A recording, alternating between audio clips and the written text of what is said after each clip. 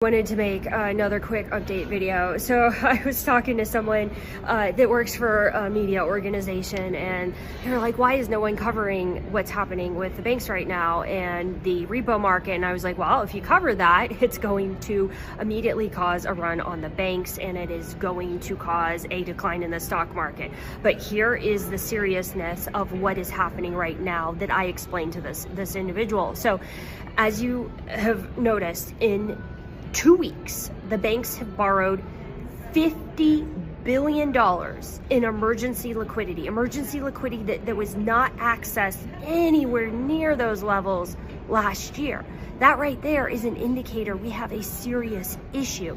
And then on top of that, if you look at the borrowing that was done by this, but today on the repo market, 8 billion of it was mortgage-backed securities versus treasuries. So I give you the pawn shop analogy. When you need to go get quick cash, a diamond ring is a treasury. That's like a $100 bill, right? You give that as collateral and you get back cash. Mortgage-backed securities are garbage. It's a stack of IOUs on the backs of people's mortgages that aren't even being paid right now. So what you guys need to understand, billions and billions and billions of dollars of direct deposits, government funding to contractors, none of that is happening. So none of this liquidity is going into the banks.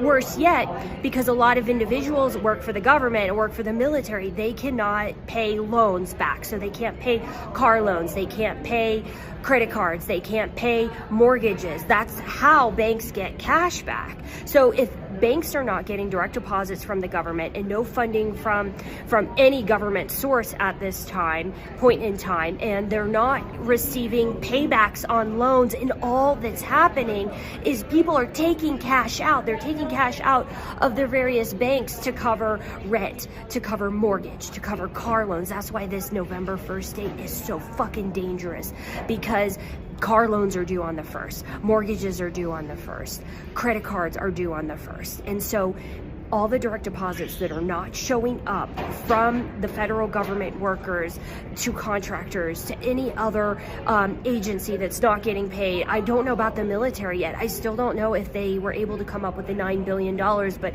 let's say that doesn't happen either.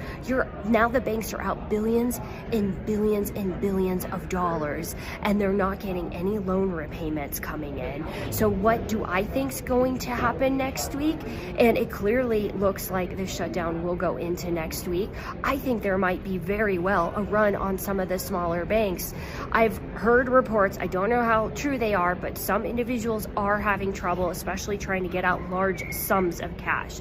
So a few individuals I've seen comments on just through the TikTok have said, you know, they tried to take out a large deposit, bank wouldn't grant that, wouldn't allow that to leave the bank. They didn't have it, basically. So that's essentially what's happening when there's no cash, when there's no liquidity. The banks can't meet these withdrawals, and then we come to a standstill and we have a run on the banks. And so what I think is going to happen next week, after November 1st, is the SNAP benefits will end, and we will not have any of that money going into the banks, and we are going to potentially see a run on the grocery stores and a run on the banks, because people are not going to have SNAP benefits, people are not going to have paychecks to buy food, and then on top of that, banks aren't going to have money to meet withdrawals. So we'll see what happens next week, but there's no intention of reopening the government before November 1st. And we're just right now heading